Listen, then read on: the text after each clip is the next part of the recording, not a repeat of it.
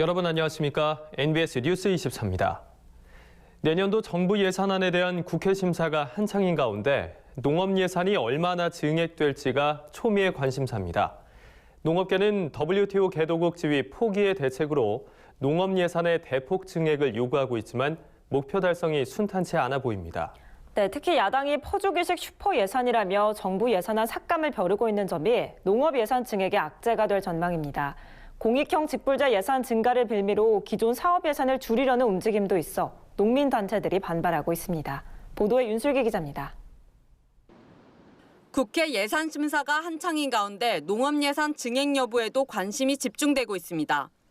국회 농림축산식품해양수산위원회는 이달 초 전체 회의에서 내년도 농림축산식품부 소관 예산을 정부안보다 증액시켜 의결했습니다. 당초 정부안은 15조 2,990억 원이었는데 여기서 2조 5,575억 원을 더 늘린 겁니다. 문제는 국회 예산결산 특별위원회 심사. 예산 심사의 열쇠는 예결위가 쥐고 있는데 예결위 심사가 녹록지 않은 상황이기 때문입니다. 이미 제1야당인 자유한국당이 정부가 내년도 예산안을 513조 5천억 원으로 편성한 것에 대해 퍼주기식 슈퍼예산이라며 저지하겠다는 입장을 밝힌 상태입니다. 한국당은 513조 5천억 원에서 14조 5천억 원을 삭감시킬 계획입니다. 그렇게 된다면 농업 예산 삭감도 불가피해 보입니다. 해당 상임위의 심사 내용과 관계없이 예결위 심사에서 예산을 줄일 수 있어서입니다. 최근 진행됐던 예결위 예산안 조정 소위원회에서도 농식품부 사업에 대한 야당 의원들의 감액 주장이 이어졌습니다. 정부가 시범 사업으로 계획한 임산부 친환경 농산물 지원 사업이 대표적입니다. 박원수 한국당 의원은 농식품부가 본연의 사업은 하지 않고 국민의 건강복지 사업까지 책임져야 하느냐며 소득 기준도 없이 모든 임산부를 대상으로 하는 지원 사업은 전액 삭감해야 한다고 말했습니다. 또한 야당 의원들은 논타작물 재배 지원 사업도 대체 작목 재배에 따른 풍선 효과와 농업진흥지역 해제를 통한 전체 농규모 감축 등이 우려된다면서 예산을 줄여야 한다고 주장했습니다. 이러한 주장의 농업계는 임산부 친환경 농산물 지원은 국민참여 예산제도를 통해 수립한 시범 사업이고 논타작물 재배 지원 사업도 논의 벼 대신 다른 작물을 심게 해 과잉 공급되는 쌀 생산량을 줄이기 위해 시행되는 거라고 반박했습니다. 하지만 야당 의원들은 그동안 집행이 미진했던 사업들까지 대대적으로 손볼기세입니다. 일례로 신용현 바른미래당 의원은 공익형 직불제 개편과 관련해 정부안보다 8천억 원을 증액한 3조 원 정도가 예결위로 넘어왔는데 이를 수용해 주려면 최근 5년간 집행이 부진했던 사업은 과감하게 줄여야 한다고 주장했습니다. 이에 농식품부는 직불제 예산 증가 수준에 맞춰 다른 사업 예산이 조정될 가능성이 높을 것으로 보고 긴장하고 있습니다. 농업 예산 삭감 분위기에 농민단체들은 반대 목소리를 내고 있습니다. 특히 공익형 직불제 예산 확대를 이유로 기존 사업을 축소해선 안 된다고 강조합니다. 지금 정부가 WTO 대안으로 공익형 직불제를 하겠다고 하는데 공익형 직불제를 지금 2조 2천억에서 3조까지 늘리겠다 하면서 다른 농업 예산을 삭감하는 부분은 현실적으로 지금의 농업을 포기하는 정책이기 때문에 그 부분은 바람직하지 않다. 그래서 이번에 내년도 농업 예산이 15조 3천억 정도인데 저희들은 그래서 지금 5%는 안 되면 4% 이상의 농업 예산을 증액을 요구하는 겁니다. 내년도 국가 전체 예산이 슈퍼 예산이라지만 농업 예산이 차지하는 비중은 불과 2.98%. 예결위가 정부 예산안을 대대적으로 삭감하는 분위기 속에서 농업 예산이 더 쪼그라드는 것은 아닌지 귀추가 주목됩니다. MBS 뉴스 윤슬기입니다. 농업계 이슈를 깊이 있게 전하는 수요기획 시간입니다. 지난달 전북 고창군에서 농작업 인부들을 태운 미니버스가 논으로 추락해 사상자가 여럿 발생하는 안타까운 사고가 있었는데요. 이 사고 외에도 매년 농번기마다 농촌에서는 교통사고가 끊이질 않고 있습니다. 수요기획 위험천만 농번기 교통사고, 오늘 그 첫 번째 순서로 원정 농작업 교통사고의 현황과 원인을 강창우 기자가 보도합니다. 버스 4바퀴가 하늘을 향해 뒤집어진 채 논두렁에 떨어져 있습니다. 여기저기 모자와 장화, 장갑과 물통 등 작업 도구가 널려 있습니다. 심하게 구겨진 차체가 사고 당시 참상을 그대로 보여줍니다. 지난 11월 3일 새벽 6시경 전북 고창군 대산면 지성리 인근 도로에서 25인승 미니버스가 논으로 추락하는 사고가 발생했습니다. 이 사고로 운전자를 포함해 타고 있던 12명 가운데 1명이 사망하고 11명이 크고 작은 부상을 입었습니다. 25인승 미니버스인데 그 양파 모종으로 운전자분까지 12분이 타셨어요. 커브길에서 안개 껴갖고 전복된 사고예요. 문제는 이러한 참사가 농번기에 끊이지 않고 발생하고 있다는 겁니다. 지난 7월엔 강원도 삼척시에서 승합차가 전복해 4명이 사망하고 9명이 부상을 입었습니다.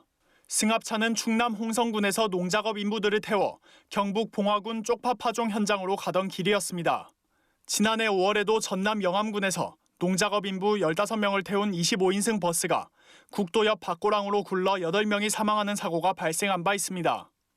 이 같은 사고가 되풀이되는 근본적인 이유로는 농촌의 인력난을 꼽을 수 있습니다. 젊은 인력들이 농촌을 꺼려 고령의 인부와 외국인 근로자가 먼 곳까지 찾아가 일손을 거들고 있는 게 농촌 현실이기 때문입니다. 농업의 특성상 지역별로 파종 시기와 수확 시기가 비슷해 인력을 필요로 하는 시기가 겹치게 됩니다. 농번기에는 인력을 구하기 위해 멀리 떨어진 지역에서 인부들을 데려오는 일이 빈번할 수밖에 없는 겁니다. 때문에 원정 농작업 수송 차량들은 주로 새벽과 야간에 이동합니다. 폭이 좁고 급커브가 많은 농촌 도로를 시야가 확보되지 않은 시간대에 이용하다 보니 그만큼 사고가 발생할 위험이 높습니다. 게다가 안전벨트를 매지 않거나 적정 인원 이상 탑승하는 경우도 적지 않아 사고 발생 시 큰 피해를 야기하고 있습니다. 인력이 부족하니까 이제 먼 거리도 가시게 되고 또 이제 가시는 분들도 아무래도 연세도 있으신 분들이 보통은 많이 가시잖아요. 농작업 특성상 점심에 또 갈 수는 없는 거잖아요. 농번기철에는 새벽부터 일이 시작되고 또 농촌의 고질적인 안전 불감증도 교통사고 피해를 키우고 있습니다. 농번기마다 관행처럼 행해지는 트럭 적재함 탑승이 대표적인 사례입니다. 바쁜 농번기의 단거리 이동 시 사용할 교통수단이 없다는 이유로 인부들을 트럭 적재함에 태우고 이동하는 겁니다. 트럭 적재함은 안전벨트 등 별도의 안전장치가 없어 조그만 충격에도 사람이 튕겨나가 큰 사고로 이어질 가능성이 높습니다. 잠깐 타는 거니까 잠깐 뒤에 타도 괜찮다 이렇게 생각하시는 부분들이 어떻게 보면 가장 문제로 될 수 있거든요. 인력난에 안전 불감증까지 더해지며 농번기 교통사고로 인한 농촌 지역 피해가 날이 갈수록 심각해지고 있습니다. 이 같은 사고가 되풀이되지 않기 위한 특단의 조치가 필요해 보입니다. MBS 뉴스 강창호입니다. 올해 안에 수도권 인구가 사상 처음으로 전국 인구의 50%를 돌파할 것으로 예상됩니다. 반면 저출산과 심각한 고령화를 겪고 있는 농촌은 지방 소멸 위기에 봉착한 것으로 나타났습니다. 이에 국회의원들과 시도지사 협의체가 인구 소멸 지역 지원 특별법 제정을 주장하며 정부의 적극적인 지원을 촉구하고 나섰습니다. 이현경 기자가 보도합니다. 소멸 위기에 놓인 농어촌을 살리기 위해 인구 소멸 지역 특별법을 제정하자는 주장이 제기됐습니다. 비수도권 14개의 시도지사와 국회의원이 참여하는 지역균형 발전 협의체는 최근 재정분권 및 인구 감소 지역 지원을 위한 공동 건의문을 발표했습니다. 협의체는 인구 유출 지역의 활력 증진을 위한 인구 소멸 지역 지원 특별법 제정과 실질적인 재정분권 마련, 공공기관 추가 이전 등을 촉구했습니다. 박명재 자유한국당 의원은 향후 30년 안에 농촌의 시군구와 읍면동 10개 중 4개가 소멸 위기에 처해 있다며 특별법 제정을 촉구했습니다. 또 김영록 전남도지사는 정부의 균형 발전 의지에도 불구하고 농어촌 지역의 지속적인 인구 감소와 수도권 인구 집중 현상은 날로 심화돼 특단의 지원 대책이 시급하다고 주장했습니다. 수도권 인구 쏠림 현상은 극에 달한 상황입니다. 통계청은 연내에 서울, 경기, 인천 등 수도권 인구가 사상 처음으로 전국 인구의 50%를 넘어설 것으로 전망했습니다. 수도권이 비수도권의 인구를 무서운 속도로 흡수하고 있는 겁니다. 전국적으로 봤을 때 수도권 지역은 인구 출산율이 낮은 반면에 비수도권 지역은 출산율도 높은데도 불구하고 지속적으로 인구가 감소하고 있습니다. 이런 상황에서는 국가 차원에서 특히 비수도권 지역의 출산 정책을 포함한 다양한 인구 소멸 지역 지원에 대한 특별법이 제정이 돼야만이 국가 전체적인 인구의 감소를 방지할 수 있을 거로 생각이 됩니다. 공공기관의 추가 이전 필요성도 지적됐습니다. 정부와 여당은 공공기관을 추가 이전하는 내용의 2기 혁신도시를 추진 중입니다. 기존의 혁신도시 성과 확산과 지역 간 균형 발전을 위해 공공기관 추가 이전이 필요하다는 겁니다. 협의체는 정책 토론회를 통해 도출된 합리적인 재정분권 추진 방향과 인구 감소 지역 지원 대책 등을 정부와 국회에 적극 건의할 예정이라고 밝혔습니다. NBS 뉴스 이영경입니다. 폐비닐, 폐농약병 등과 같은 영농 폐기물의 약 20%는 수거되지 않고 방치되거나 불법 소각되고 있는 것으로 나타났습니다. 이에 따라 환경부가 다음 달 중순까지 영농 폐기물 집중 수거에 나섰습니다. 강창호 기자가 보도합니다. 환경부는 이번 주를 시작으로 다음 달 13일까지 전국 농촌 지역에 방치된 영농 폐기물에 대해 집중 수거에 들어갔습니다. 현재 전국적으로 연간 발생하는 폐비닐 약 32만 톤 중 19%인 6만 톤가량은 수거되지 못하고 방치되거나 불법으로 소각되고 있는 실정입니다. 이로 인해 미세먼지 유발 등 2차 환경오염과 겨울철 산불 발생 등의 원인이 되고 있습니다. 폐농약병도 연간 발생량인 약 7,300만 개 가운데 82%인 6천만 개만이 수거되고 있습니다. 이에 환경부는 매년 농번기를 전후한 봄, 가을 두 차례씩 방치된 영농 폐기물을 집중 수거하고 있으며 마을별로 수거된 영농 폐기물은 환경부 산하 한국환경공단으로 보내 폐비닐 파쇄, 세척 압축해 재생원료로 재활용하고 폐농약 용기는 재활용하거나 소각 처리합니다. 환경부는 집중 수거 기간 동안 각 지역에 따라 수거 행사를 열고 지역 농민들에게 영농 폐기물의 올바른 배출 방법과 수거 보상금 제도에 대해서도 적극 홍보한다는 계획입니다.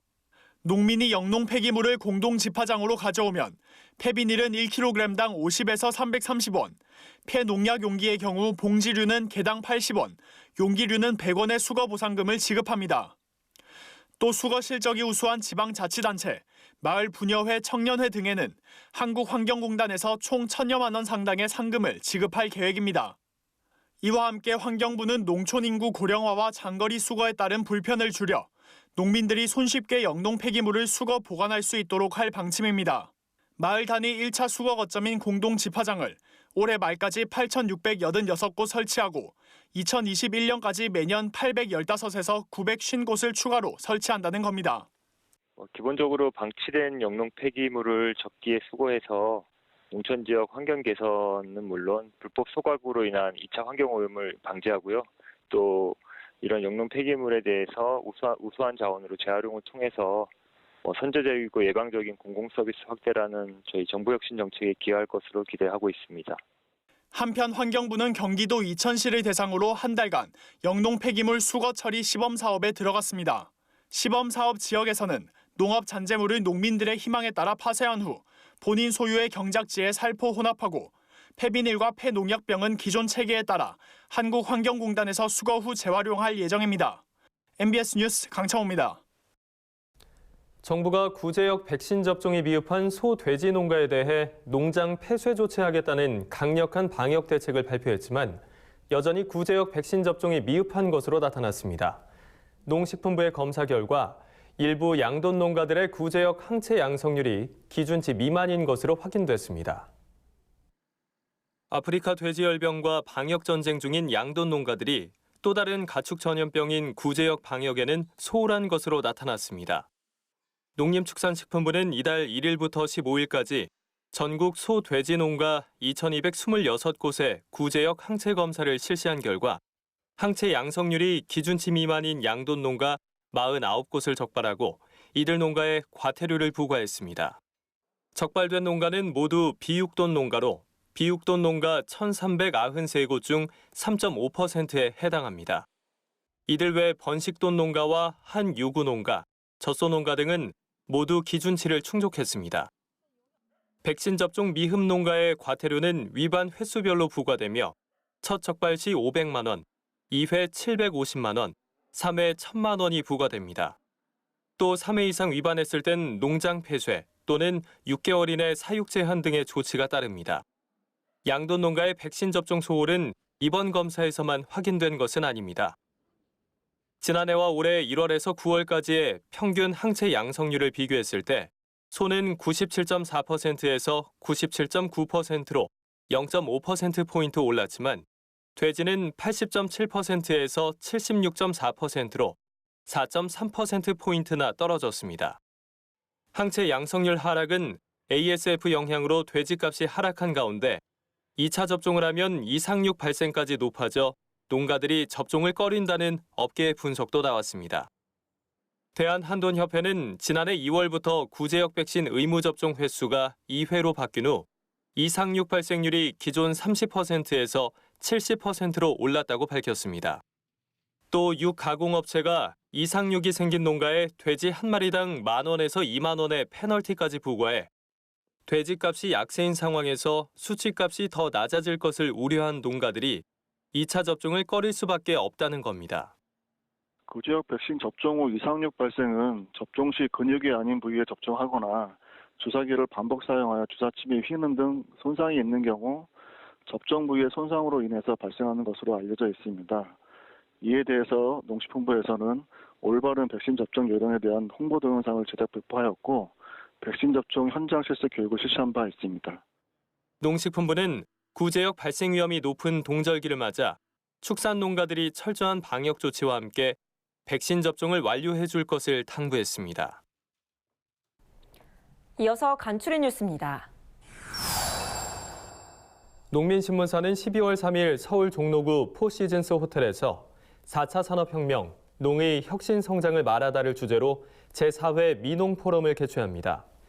농민신문 창간 55주년과 NBS 한국농업방송 개국 1주년을 기념해 열리는 이번 민농포럼에선 4차 산업혁명이 가져올 농업의 혁신성장 방안이 집중 논의됩니다.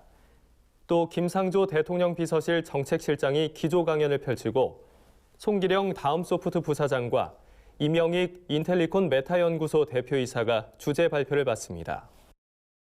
경북농협지역본부는 최근 안동 도청 신도시에서 신청사 준공식을 갖고 안동시대에 막을 올렸습니다. 경북농협은 경북도청이 2016년 대구에서 안동으로 이전함에 따라 그 다음 해부터 공사를 시작해 대지 13,412제곱미터의 지상 7층, 지하 1층 규모로 신청사를 건립했습니다. 청사 준공식에는 이철우 경북도지사, 장경식 경북도의회 의장, 김병원 농협중앙회장, 박창욱 경북도 농민단체 협의회장 등 500여 명이 참석했습니다. 경기도가 아프리카 돼지열병 ASF 방지를 위해 오는 22일까지 도내 27개 시군 전역에서 야생 멧돼지 일제 포획을 실시합니다. 도는 이 기간 주 야간에 걸친 일제 포획과 관리 지역별 포획단 운영 등을 통해 800두의 야생 멧돼지를 포획한다는 계획입니다. 이번 포획에는 포획단 615명, 사체 처리반 375명 등 총 1,520여 명 111개 팀이 투입됩니다. 강원도는 최근 강원 청정쌀이 미국 수출길에 오른다고 밝혔습니다. 이번 수출 물량은 10톤이며 원주, 강릉, 홍천 등 7개 시군 10개 브랜드를 4kg과 5kg 포장 단위로 시범 수출합니다. 도는 이번 시범 수출 후 현지 반응에 따라 수출 확대 여부를 결정하고 앞으로도 쌀 소비 마케팅을 지속적으로 추진할 계획입니다. 계속해서 증권 시황 전해드립니다. 네, NH투자증권입니다. 코스피가 낙폭을 확대하며 1%대 약세로 마감했습니다. 코스닥 지수도 2% 가까이 급락했습니다. 미 의회가 홍콩 인권법을 만장일치로 통과시키자 미중 갈등이 악화될 것이라는 우려가 부담으로 작용했습니다. 오늘 코스피는 27.92포인트 하락한 2125.31을, 코스닥은 12.66포인트 내린 649.87을 기록했습니다. 투자 주체별로는 외국인과 기관이 3,342억 원, 986억 원씩 매도세를 보였고 개인은 3,612억 원 매수 우위를 나타냈습니다. 업종별로 살펴보면 의료정밀이 3% 이상 하락했고 전기전자와 종이목재도 2% 이상 밀려났습니다. 금융업과 보험만이 소폭 상승했고 나머지 전업종이 하락했습니다. 시가총액 상위 종목들도 부진했습니다. 삼성전자와 SK하이닉스가 모두 3%가량 밀려나며 지수에 부담으로 작용했고 LG화학과 삼성 SDI, 포스코, SK이노베이션 등이 약세를 기록했습니다. 특히 네이버와 아모레퍼시픽 등의 외국계 매도가 집중됐고 고려아연과 현대제철은 52주 신저가를 경신했습니다. 또 휠라코리아가 오늘 6% 가까운 낙폭을 기록한 가운데 이마트와 현대미포조선도 눈에 띄는 약세를 보였습니다. 한편 하이트진로는 호실적 전망에 연이틀 상승 마감했습니다. 오늘 원달러 환율은 2.5원 오른 1170.1원에 거래를 마쳤고 3년 만기 국고채 금리는 1.485%를 기록했습니다. 지금까지 NH투자증권이었습니다. 저희가 준비한 소식은 여기까지입니다. NBS 뉴스 24 마칩니다. 함께해 주신 여러분 고맙습니다.